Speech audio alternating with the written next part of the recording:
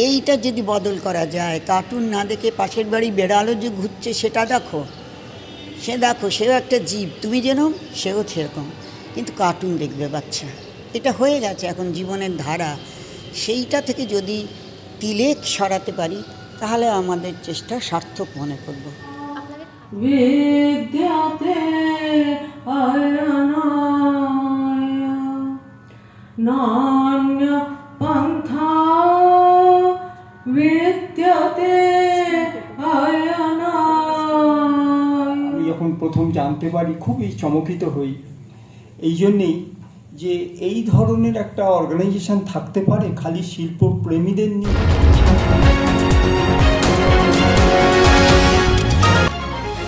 আপনারা দেখছেন এইকাল.in, সঙ্গে থাকুন, ভরসা রাখুন। শিল্পীদের জন্য তো প্রচুর সংগঠন রয়েছে, কিন্তু যাদের হয়তো শিল্পী হয়ে ওঠা হয়নি, অথচ মনের গভীরে কোথাও রয়ে গিয়েছে শিল্পী মন, শিল্পমনস্ক সেই সব মানুষকে নিয়েই কলকাতা আর্টস লাভার্স অ্যাসোসিয়েশন গড়ে তুলেছেন রীতা বন্দ্যোপাধ্যায়। সংস্থার ডাকনাম আলো। ঠিক কোন ভাবনা থেকে এই সংস্থার জন্ম? বছরব্যাপী সংস্থার কর্মকাণ্ডই বা কী? সংস্থার বার্ষিক অনুষ্ঠানে কি জানালেন কলকাতা আর্টস লাভার্স অ্যাসোসিয়েশন ওরফে আলোর সম্পাদক রীতা বন্দ্যোপাধ্যায়? 2000 সালে রামকৃষ্ণ মিশন একটি পাঠ্যক্রম চালু করেন, অ্যাপ্রিসিয়েশন অফ ইন্ডিয়ান আর্ট।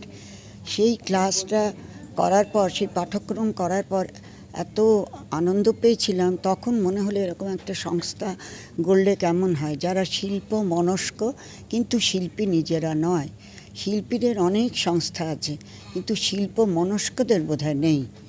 সেইভাবে আমরা গুটি কয়েক মিলে একেবারে বীজ পোঁতার মতন করে শুরু করে, তারপর তাকে চারা গাছ, তারপর তাকে লালন পালন করে এখন সে খানিকটা গাছের আকার ধারণ করেছে। আশা করি আরও সে বড় হবে, ডালপালা ছেড়ে। এইভাবে আমরা চলছি। আমরা বছরে একটা করে এই লেকচার শিল্পকেন্দ্রিক, অবশ্যই শিল্পকেন্দ্রিক একটা আলোচনা সভা আমরা করে থাকি।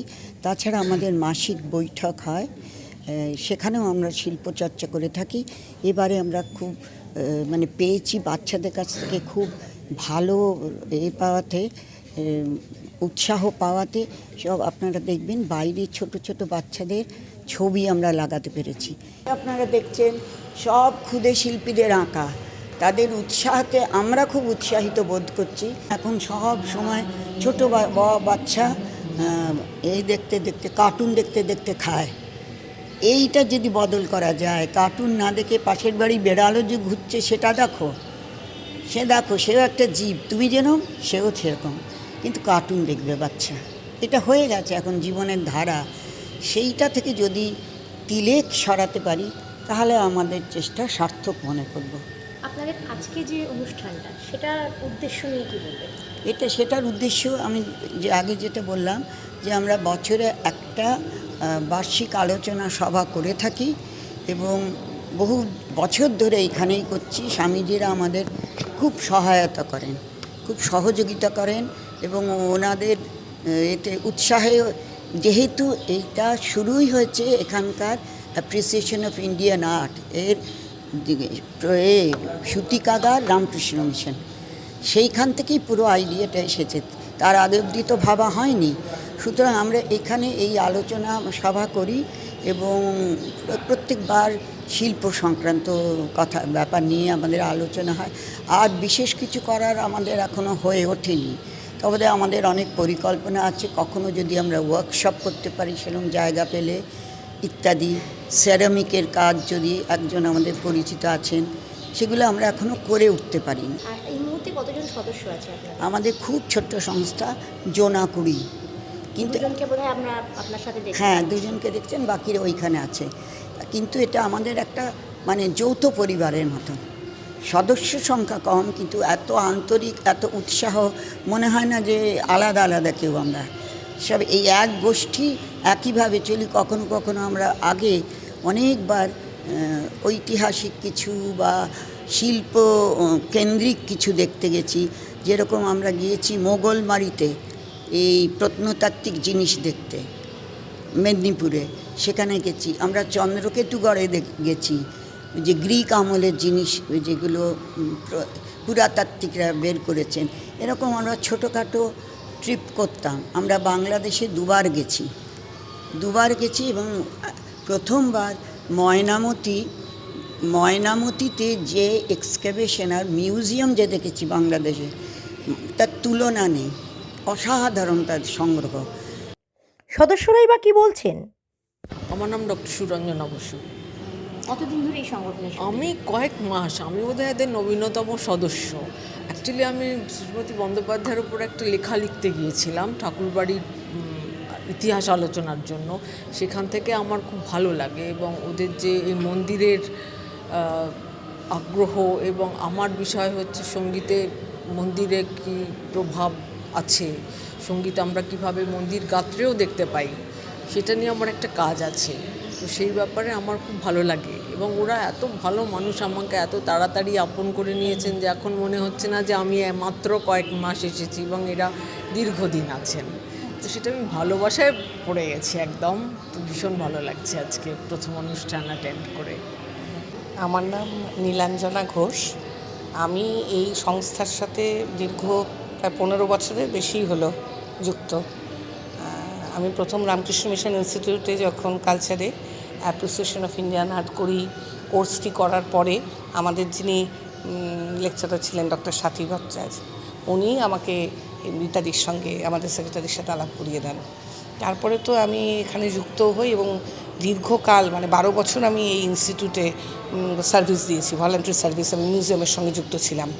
এই সম্প্রতি আমি শারীরিক কারণে ছেড়েছি, এখানে কাজ করেছি 12 বছর, ছেড়েছি, এখন আলোর সঙ্গে যুক্ত। এখানে এই আমাদের ছোট সংস্থা, কিন্তু এত 15 বছর ধরে আছে। অনেক দিন ধরে যুক্ত, এবং এত ভালোবাসা, এত আন্তরিকতা, এবং সব থেকে যেটা বড় সেটা হচ্ছে আমাদের যিনি সেক্রেটারি রীতা বন্দ্যোপাধ্যায়, মানে ওনার সান্নিধ্যে থাকাটা আমাদের যে কী পরিমাণ ঋদ্ধ করে, ওনার মতন মানুষের সংস্পর্শে থাকা, এটার জন্যই আমাদের এই একত্রে চেতনাটাকে অসাধারণ।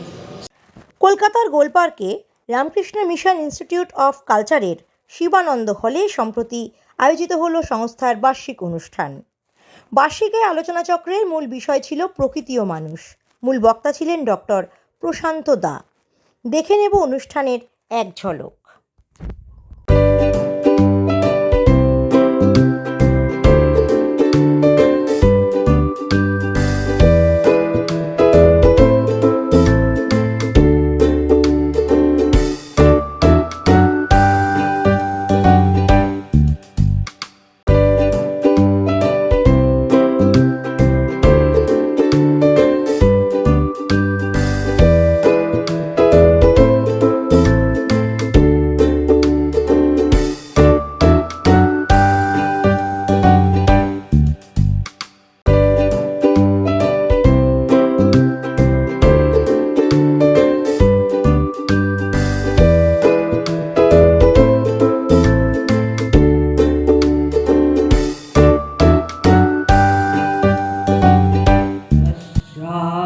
यस्मिन् आकाशे तेजोमयो मृतमयः पुरुषः सर्वानुभूः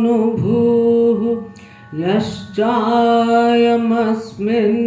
आत्मनि तेजोमयो मृतमयः पुरुषः सर्वानुभूः तमेव विदित्वा मृत्युमेति। আগ্রহ, তার ভেতরে সৃষ্টি প্রক্রিয়ার ভেতরে যেটা চলে সেইটা একটুখানি বোঝার চেষ্টা করা, সেই ঝোঁকটা থাকে সকলেই, আমারও রয়েছে। আর এই সূত্রে আমি আমার কৃতজ্ঞতা জানাতে চাই আলোর তরফে যারা রয়েছেন তাদের প্রত্যেককে তো বটেই, কিন্তু আমি আমার অতীত জীবনের কৃতজ্ঞতা, অতীত জীবনের অনেক অভিজ্ঞতার জন্য প্রশান্ত দার মতো মানুষদের, আমাদের যেটুকু শিল্পবোধ আমাদের তৈরি হয়েছে, এই মানুষরাই তারা দিনের পর দিন লিখেছেন। প্রশান্ত দা, আমার মনে পড়ে সন্দীপ সরকার, মনসীর মজুমদার, প্রণব রঞ্জন রায়, অরুণ ঘোষ। হ্যাঁ, তো তো এরাই কিন্তু একটু একটু করে, হ্যাঁ অশোক মিত্রর বই আমরা অনেকেই পড়েছি নিশ্চয়ই, সেটা একরকমভাবে পাওয়া, কিন্তু যে প্রবাহ চলেছে শিল্প রচনার প্রতিদিনের, সেই শিল্প রচনার সঙ্গে আমাদের যে পরিচয় করিয়ে দেওয়া, এটা কিন্তু প্রশান্ততার মতন মানুষরাই মানে অপরিসীম পরিশ্রম করে তারা কিন্তু আমাদেরকে এটা কাজটা করে যাচ্ছে। এটা আমার সবার প্রথমে খুব বড় করে বলা দরকার।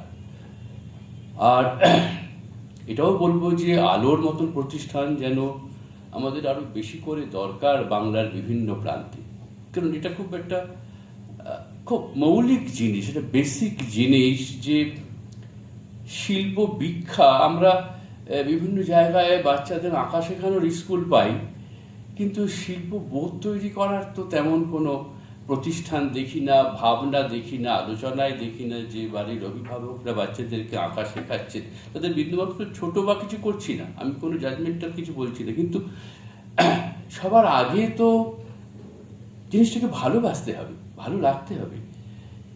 এটা আমি জানি না যে কোনো আমাদের শিক্ষাক্রমের মধ্যে ছবি বোঝা, সঙ্গীত বোঝার কথাটাও বোধ হয় খাটে না। এটা তো ঠিক বোঝার জিনিস নয়। কবিতা বোঝার তো কোনো মানে হয় না। কবিতা তার আপন নিয়মে সে দাঁড়িয়ে রয়েছে। সে আমাকে আঘাত করবে, সে আমাকে যত্নের পরশ দেবে, আমার শুশ্রূষা যোগাবে। শিল্পও তাই, চিত্র, ভাস্কর্য।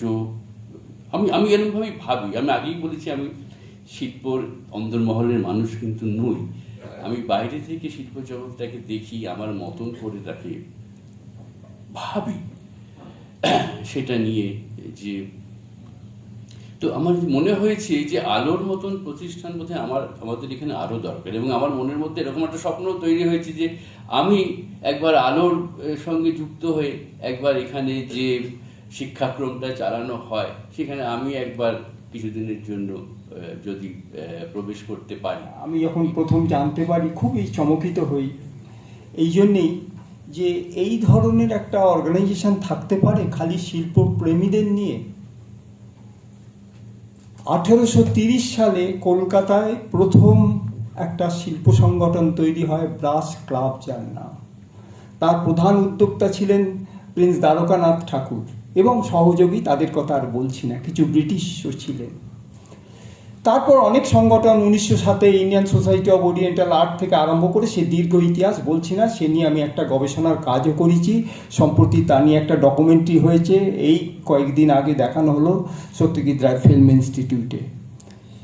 শিল্পচর্চা, শিল্প সংগঠনের ভূমিকা এই বিষয় ছিল। যাই হোক, কিন্তু এই দীর্ঘ আমি যে খোঁজ সন্ধান করেছি তাতে কিন্তু শিল্পপ্রেমীদের আলাদাভাবে এইরকম একটা অর্গানাইজেশনের আমি অন্তত সন্ধান পাইনি।